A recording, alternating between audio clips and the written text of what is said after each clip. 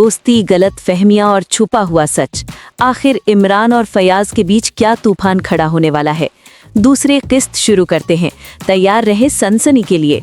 3 घंटे के अंदर ही अंदर पूरे महकमे को मालूम हो गया कि इमरान ने इस्तीफा दे दिया है। इस खबर पर सबसे ज्यादा खुशी कैप्टन फयाज को हुई।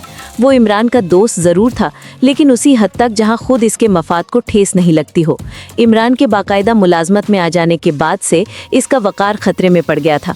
मुलाजमत में आ जाने से कबल इमरान ने बाज़ केसों के सिलसिले में इसकी जो मदद की थी, उसकी बिना पर इसकी साख बन गई थी। लेकिन इसकी मुलाजमत में आते ही अमली तौर पर फयाज की हैसियत सिफर के बराबर भी नहीं रह गई थी।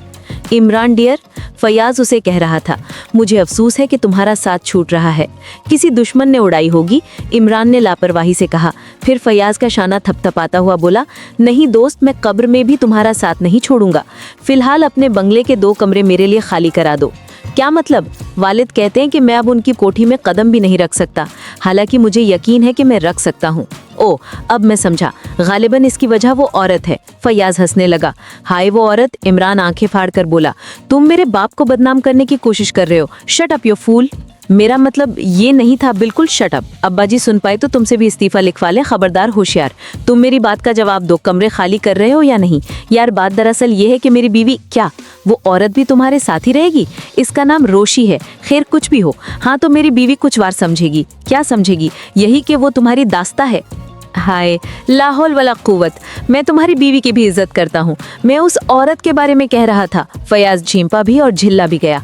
ओ तो ऐसे बोलो ना, मैं समझा शायद तुम्हारी बीवी मुझे अपना दास्ता समझेगी, यानी कि मेरा मतलब ये है, मैं शायद अभी कुछ गलत बोल गया हूँ। अच्छा खैर, अगर तुम बंगले में जगह नहीं देना चाहते तो वो फ्लैट मुझे दे दो जिसे तुम पगड़ी पर उठाने वाले हो।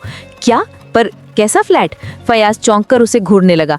छोड़ो यार, अब क्या मुझे ये भी बताना पड़ेगा कि तुमने 4-5 फ्लैटों पर नाजायज तौर पर कब्जा कर रखा है? जरा आहिस्ता बोलो गधे कहीं के। फयाज चारों तरफ देखता हुआ बोला, फॉर्मन हाउस वाले फ्लैट की कुंजी मेरे हवाले करो, समझे? खुदा तुम्हें गारत करे। फयाज उसे घुंसा दिखाता हुआ दांत पीस कर बोला। कहानी तो यहाँ थम गई है, लेकिन खेल अभी खत्म नहीं हुआ। इमरान का इस्तीफा, फयाज की उलझन और पसे पर्दा छुपी वो ताकत जो हर कदम पर सब कुछ बदल रही है।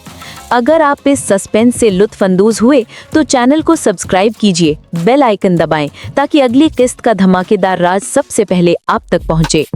वीडियो को लाइक और शेयर करें क्योंकि असल कहानी तो अब शुरू हो रही है।